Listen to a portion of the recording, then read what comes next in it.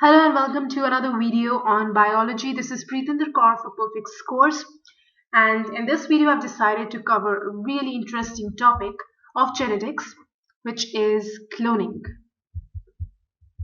So we are going to understand the concepts of how cloning occurs. So before that, you need to know what is a clone. A clone is basically a group of genetically identical organisms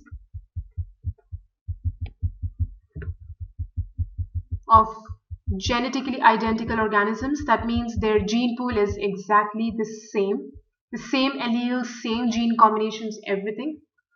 Or it is a group of cells derived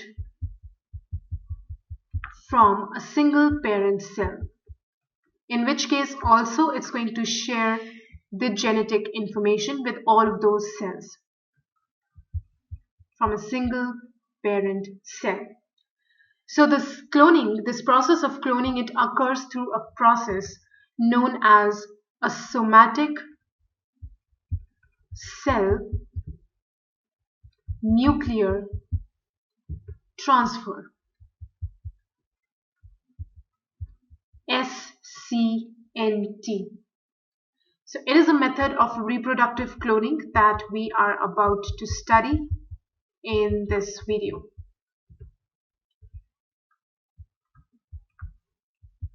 So somatic cells are basically those cells that are not the sex cells or the gametes.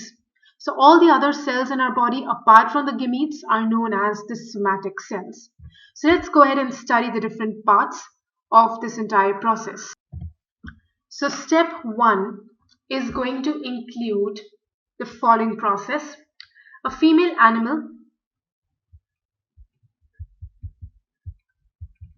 and in this example let's take a sheep. It will be treated with hormones. For example, the follicle stimulating hormone to produce more eggs, and this will stimulate the development of eggs.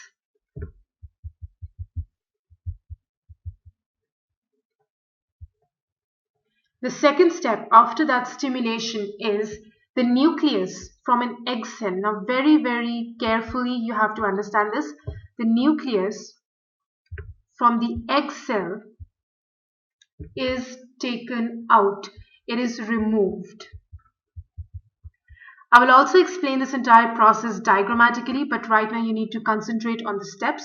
So first of all, we stimulated egg development in a female animal, and then we took an egg cell and removed the nucleus from it. So basically what did we do is we removed the genetic information away from that egg cell. So when we remove the nucleus, we have basically removed the genetic information of the egg cell. The third step that we are going to do is the egg cell without the nucleus now, because it was removed in the second step. Egg cell is fused with the nucleus from a somatic body cell. Now usually the egg cell is going to have the haploid number of chromosomes, and then it fuses with the male gamete, which also has the haploid number of chromosomes. They fuse together, they fertilize to form a zygote that has the diploid number. But in this case, there is no need of fertilization, because in the egg cell, we are putting a nucleus from a somatic body cell, which is already diploid. So thus, now the egg cell has become diploid. So that is why we have removed the nucleus and why we inserted a new nucleus from a somatic body cell. The fourth step is going to stimulate the egg cell to divide. Now how is that done? By giving the cell an electric shock. So electric shock is given to the egg cell. Let me write 2N because this is the new egg cell, and this stimulates the egg to divide. Once the egg starts dividing, the egg is going to be implanted into the uterus of the surrogate.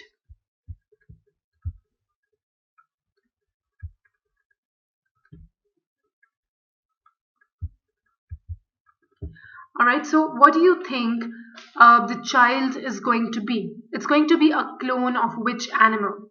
Obviously, it's going to be a clone of the animal whose genetic information it carries, which is going to be this particular cell. So it's going to be a clone of the organism that supplied the nucleus. So it's going to have the same genetic information and thus it will become a clone. So let's diagrammatically try to understand this entire process once again. So look at this process now. This is the original cell, the egg cell. So what we have done is we have taken out the nucleus and now this is an enucleated egg cell that does not have any genetic information. This is a somatic body cell. And from this we have taken only the nucleus that contains the genetic information and this becomes a cell with the diploid number. So this is the new egg cell that has the materials of this original egg cell but the nucleus of the somatic body cell. And this gives rise to a group of cells from that same parent which is known as the clone. This will either be inserted into a surrogate mother, for example, the sheep, or it can also be developed in the laboratory, in which case we call it a tissue culture. So why do we have these two processes? Because we have different uses for them. For this kind of animal cloning, we can save endangered species. So species that cannot breed on their own, we can help cloning them. And you can also copy certain elite animals. Again, this is a thing of the future, has still not yet been tried successfully a lot of times. So that is known as reproductive cloning, when you put this clone inside a surrogate mother. So this is reproductive cloning, which is the process that we just studied. The second one, where you need a tissue culture, this is known as therapeutic cloning, which is usually used to make medicines or in some therapy. So what are the uses of therapeutic cloning? You can make transplantable cells, and it's used a lot in tissues when tissues need to be replaced, and it can also help in replacing damaged tissues.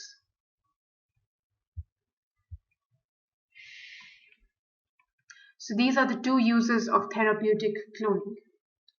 So that is what happens in reproductive cloning, which is reproductive cloning and therapeutic cloning. They are different only after the cell mass has started to divide.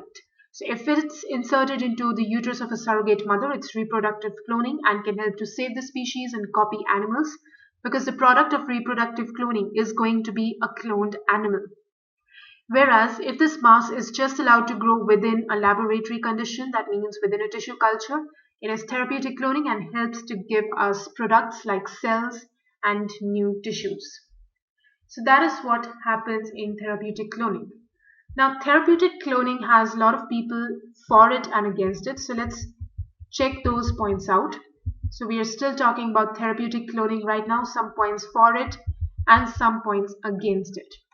So some people say that it can be used to cure serious diseases or even disabilities. So that is why it is a good point, because we can replace the bad cells with the good cells. And it's a very important part of stem cell research, which can pave the way for future discoveries and some more beneficial technologies that would not have occurred if their use was banned. The third important argument that people raise in favor of cloning is that stem cells are usually taken from embryos that have otherwise stopped developing and they would have died anyway. So unviable embryos, they can give rise to stem cells. That means these clones, they may not have developed into proper animals, so that is why the stem cells were taken.